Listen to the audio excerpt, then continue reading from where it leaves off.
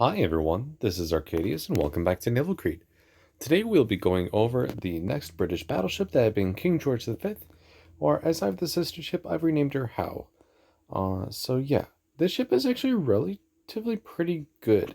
It may seem a bit underpowered, but she has tendencies and instances where she's actually overpowered. But we'll go over that in a moment. First, let's take a look at the stats. Real quick, you will notice that she is very similar to Prince of Wales, mainly because she is the exact same ship. However, she does not get the same high explosive shells that Prince of Wales gets, or another similar ship, Duke of York. She gets the long fuse armor piercing, or the MAP, and that is actually what makes her very, very good at this tier. So let's see what we have. We have 67,820 health, 28% torpedo resistance, up to 374 millimeters of armor, which is what, maybe just under 15, maybe 14 and a half. That's on the belt, and the gun turrets and armor, the barbette there. The armor actually was really, really good on the ship, and then they nerfed it a little bit, so it's a lot easier to citadel, which honestly makes her more balanced. I'm not upset about that change, but she is a lot more easier to citadel now than she was when she was first released. Let's see your guns. You only have 14-inch guns, so you have pretty small gun caliber at this tier. French and German all have 15s, Americans have 16s. So yeah, you're at pretty small-ish guns. But like I said, you do have that MAP, so you can still go through the nose of enemy ships. And actually, when you use the MAP, you're the only battleship at this tier that can go right through the nose. Shell velocity is pretty decent. Accuracy is also spot on, and your rate of fire is pretty decent as well since you have smaller guns. Not too worried about it. You have 10 of them as well. You have 2 quadruple turrets and 1 double turret. So that makes for a pretty good, well, not only rear-facing arc, but even a broadside as well. That's 10 guns. Alright, so secondaries. Your secondaries, you have a couple dual-purpose 4.5s on each side or so. You're not going to do much damage with them. From this point on, your secondaries are trash, all the way up until, like, the top tier ship. Main guns go out to 22.1 kilometers. Secondary range is 4.5 kilometers. Your speed does go up. You are able to get up to 20.5 knots, so you are pretty fast as a battleship too. Bismarcks can do 31, Tirapitzes can do 30.5, North Carolinas and Massachusetts can do 27, Moggies can do 30 something too. So you're a pretty fast battleship as well. And then your AA is actually really, really good as well.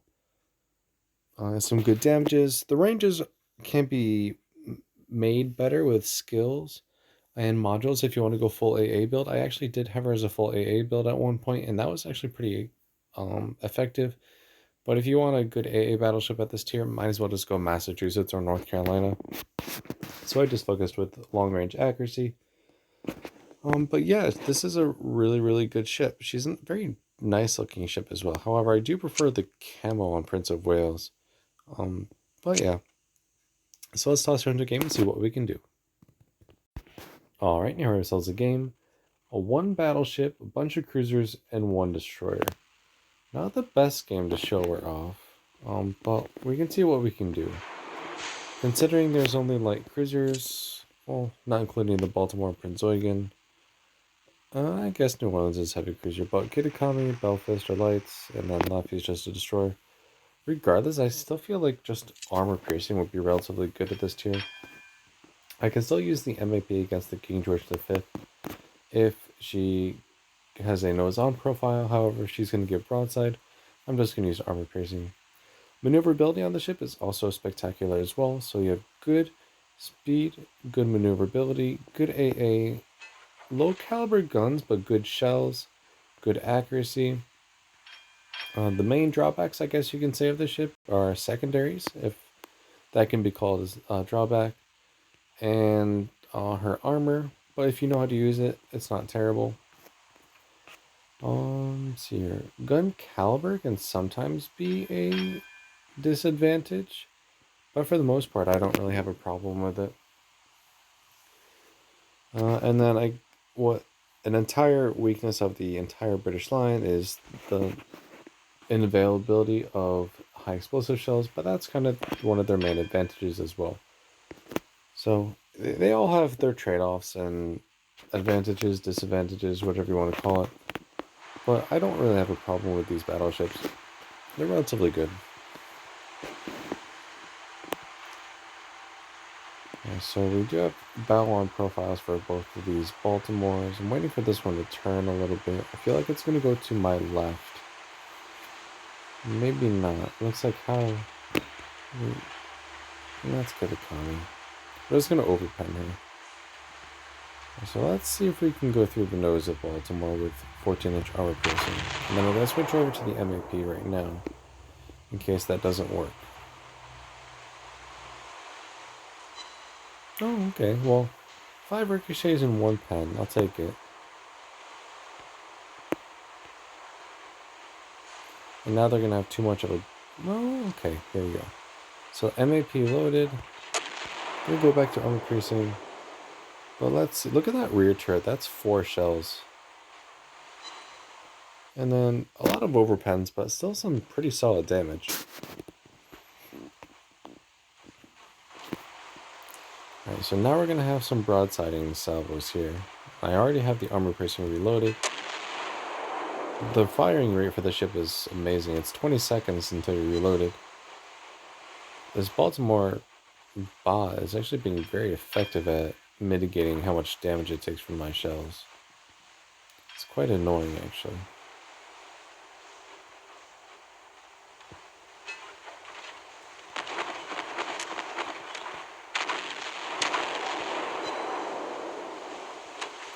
Wow, I'm impressed. Alright.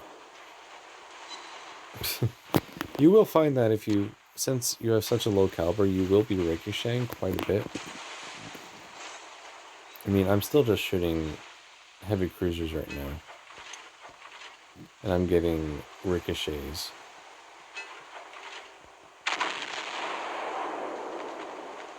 Ooh, that lefty got taken out a lot. So you either get ricochets or over pens. Apparently it's not going to give me any pens this game.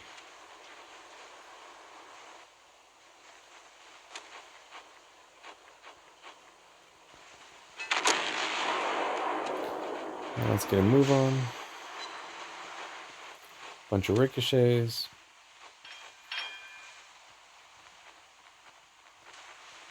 Alright, I need to find something I can actually damage. So let's take a big chunk out of this New Orleans, hopefully.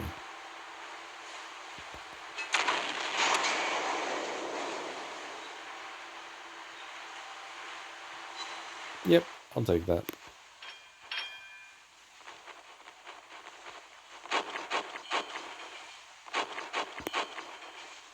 So we're almost in secondary range at the Staffy. Let's focus secondaries on her. And let's finish off a couple of these cruisers.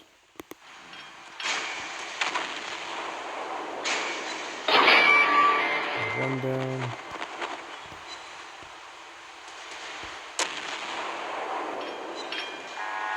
Two down.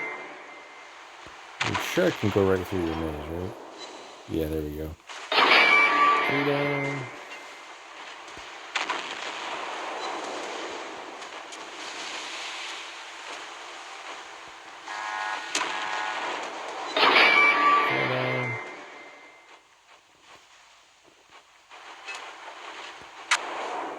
Might as well. And let's finish off this New Orleans as she goes over as well.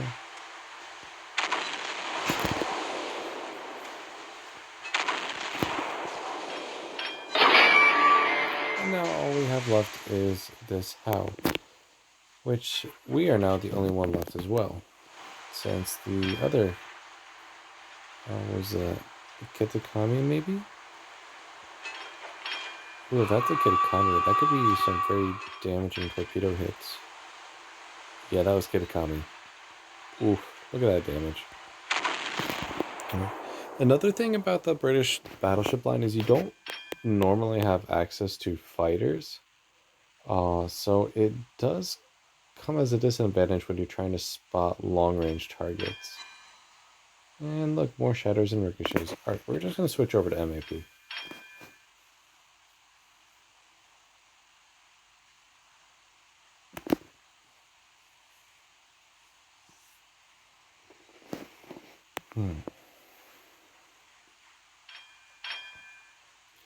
There's been games, or at least one in particular I can think of, where it was me and a King George V versus a North Carolina.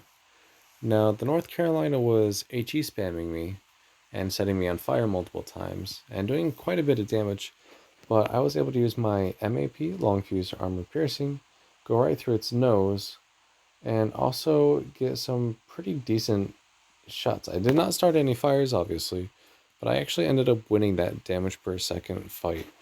I didn't have a lot of, well, I had a pretty considerable amount of health left, but it was still pretty damaging. But you can still win. Alright, so now we have the ship. She's aground. In a perfect angle for our long fuse armor piercing.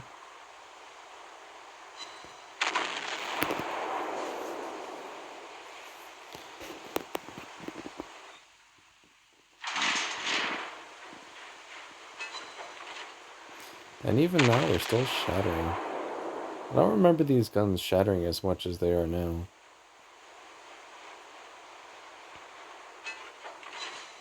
There's a couple pens. See if we can actually cap this base before the game ends here. Another couple hits. In this case, I feel like high explosive would be definitely better. But as you can see, the accuracy is not terrible at all. I'm getting decent hits. Can do one more the rear turret, then I'm going to wait until I can cap this base here to finish her off. Oh, she's healing though.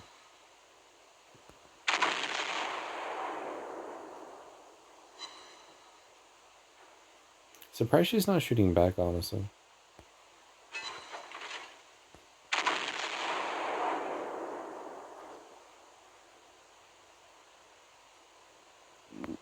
Alright, and this is the effect of this game.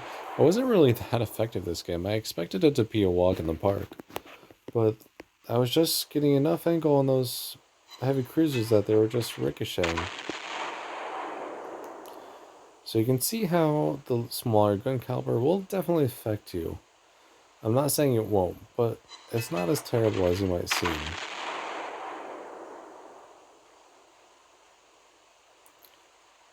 Main thing you can get is just how accurate these shells are. I can still never get past that. There we go. Finally, a good salvo. Alright, so let's see how we did.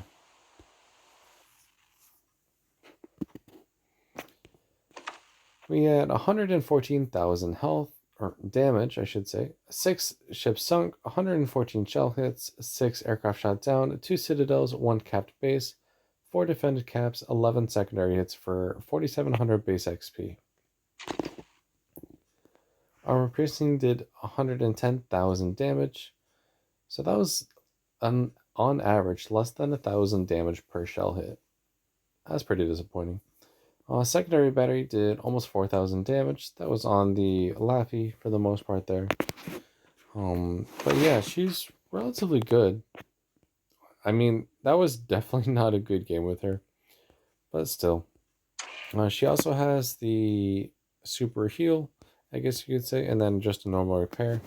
And then, like I said, I focused her with accuracy, but you can also use AA, or main battle enhancement, or main battery, but I do not recommend going full secondary. Not at all. Alright, so with that, I will wrap up today's video. If you liked the video, make sure you like and subscribe, and join me tomorrow while we go over Lion. So again, thank you, and take care.